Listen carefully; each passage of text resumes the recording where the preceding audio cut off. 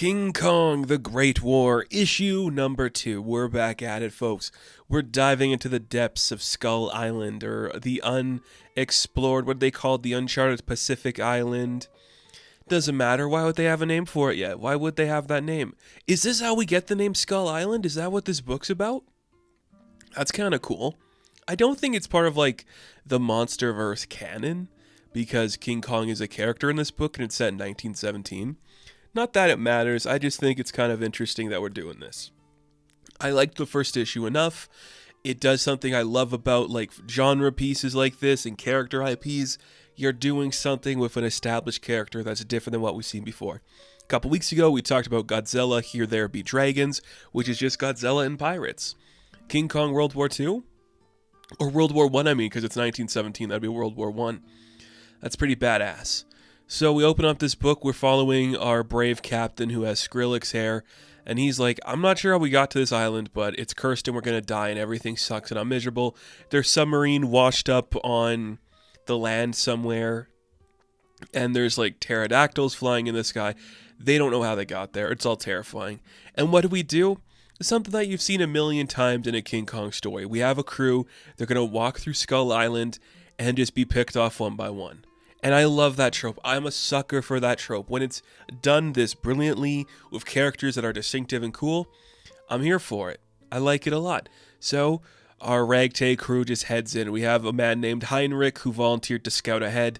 He steps into some muggy, swampy water. Something grabs his foot and he's attacked by a weird octopus squid thing. Some weird tentacles or arms pull him into the ground.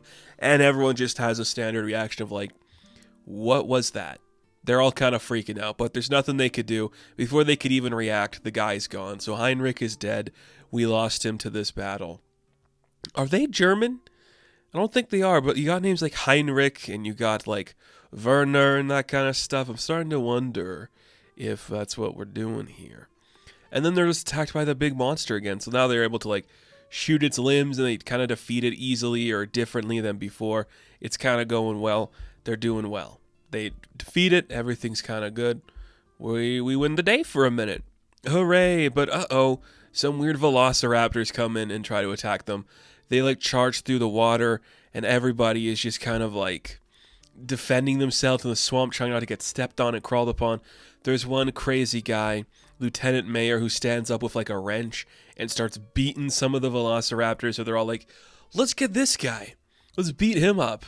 And we find out that he's like, he is history and he's kind of skilled in fencing, but the magic of that's gone. Now that all remains is like a savage. You just see like this guy just beat up a bunch of dinosaurs and he survived in the wreckage. You're like, that's terrifying and kind of creepy. But I dig it. It's kind of fun. You know, this is like, what else you want to do? What else are you hoping for from this type of book? You know, we have distinctive characters. They're fighting weird creatures that they can't fully understand. They got to figure out where they're going. And I appreciate that struggle. I think it's really well executed and very fun. So it's like, okay, we should make camp somewhere. It feels like it's going to be sundown soon.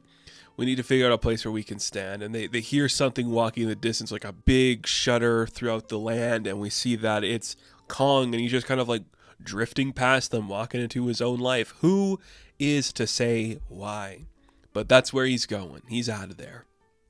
So we don't want to see that guy again.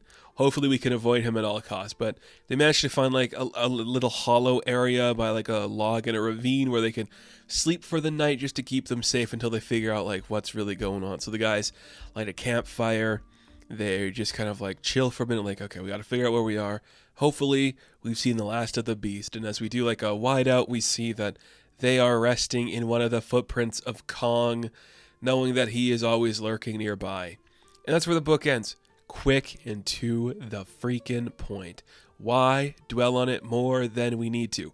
We're aware of this. Cool guys fighting a big creature, fighting dinosaurs in a murky swamp. Let's not worry about anything else. We're setting it apart. That's what we're doing. It's that easy sometimes. Sometimes you just have to get it straight to the point, and that's what this book did, and it did it well. It's a pretty fun read. It looks pretty good. It's well organized. It's well created. I dig it a lot. I'm not going to say it's going to blow your mind, but the thing it's doing The characters are distinctive, the artwork is very stylized and cool. I can't hate this book for doing that thing. I think it's kind of interesting. So, King Kong, The Great War, issue number 2. I'm going to give a 7 out of 10. Now, thank you all for watching this review. Be sure to like and subscribe to the channel. As always, you can check me out on Instagram, TikTok, and Twitter. And as always, I will catch you in the next one. Have fun. Stay safe. Good luck.